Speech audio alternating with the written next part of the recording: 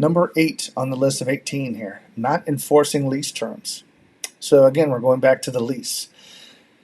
Again, your lease, in my opinion, is the core critical document, the most important document that you have in any landlord-tenant relationship, because it defines the rules and regulations between what you do and what they do, what they're supposed to keep up with and what you're supposed to keep up with. So ignoring the lease terms could potentially have issues. So one of the problems I see on this one is the landlords letting the tenants continue to slide on certain lease clauses.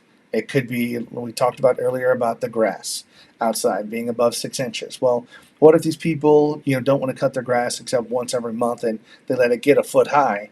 Well, the problem with that is that that's going to cause you as a landlord, believe it or not, problems because, well, you can start getting letters from either the subdivision, the HOA, or maybe even the local municipality that your grass is high. You're going to keep getting problems, and if that happens, your property is going to be classified potentially as a nuisance property that we have to contact these people over and over again.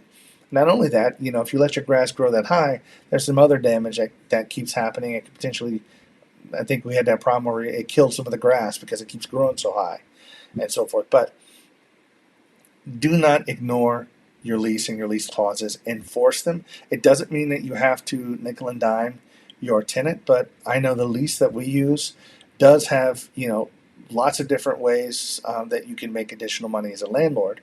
So, for instance, let's just say the infraction that if they let the grass get cut too high, that in our particular lease is a finable offense. Now, I think right now it might only be $35, but if we get a notice from the municipality that your grass is too high, then that tells us that you did not maintain your responsibilities as far as the lease goes. So that means that we can charge you $35 for violating your lease. Now, I don't do this to, again, nickel and dime the people that live in our units. That's not my point. My point is just like having children, you have to set some boundaries, and if those boundaries consistently get broken, then in a sense you have no boundaries. The tenant's going to look like, well, you never enforce anything. You don't too much care. You're a pushover. I can do whatever I want because you don't contact me anyway. You don't really enforce anything. I can do whatever I want. You're not going to do anything. And you don't want that to happen. You want to make sure that you have a respectable conversation with them regarding the things. And some people come back and have an absolute zero tolerance when it comes to their leases. Like everything has to be 100%. Now, keep this in mind as we go through this. You can be flexible on the lease terms. There are some lease clauses that allow you to be flexible without breaking or future violating any of the clauses in your lease. So let's just say it's a late fee. Let's just say something happened, somebody got sick and they were out of work for a few days and they didn't have enough money and they're going to be a little bit late on the rent this month. But they called you, they communicated with you. They're just like, hey, I'm going to give it to you. Here's the exact day when I'm going to give it to you. You may choose to waive your late fee for that particular month. But just because you refuse to waive your late fee doesn't mean that you're going to do that for every month moving forward. Don't think that just because I allowed you to not have a late fee this month because of a special situation that's going to happen in the future every time.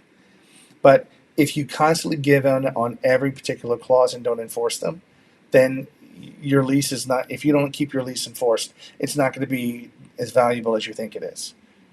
Because right now, if you ever go to court, the tenant can show that you have a past history of not enforcing the lease clauses. So the fact that you had previous history means that they had no expectation that you're going to enforce them in the future. I hate going to court and I hate being in that situation where I have to do that. I really don't. But bottom line, the mistake is be kind, be considerate to your tenant, but also you need to make sure that this lease is maintained. You need to make sure that they understand that these are the rules and they need to follow them if they want to continue living in your property. And then if these conditions are not met, then technically you can ask them to leave and terminate their lease. But not going to get there. That's kind of an extreme measure. But making sure I didn't miss anything in this one here. Just looking at my notes, sorry. Nope. But just some of the stuff in my notes is I love this little thing. Be personable to the tenant, but don't take it personally. You know what I mean? Just that's one of the things about about dealing with the tenants. Don't you have to be the landlord? These rules have to be enforced. You have to be the boss here. If that makes sense. And I know some people out there being landlords really do not like being the boss because the boss is the one that has to drop the hammer. They're the ones that have to correct improper behavior, if that makes sense. And some people just don't feel comfortable doing that. But as a landlord, you are the person. There's nobody else but you to be able to enforce that. So please do so. Okay. So that was number 8.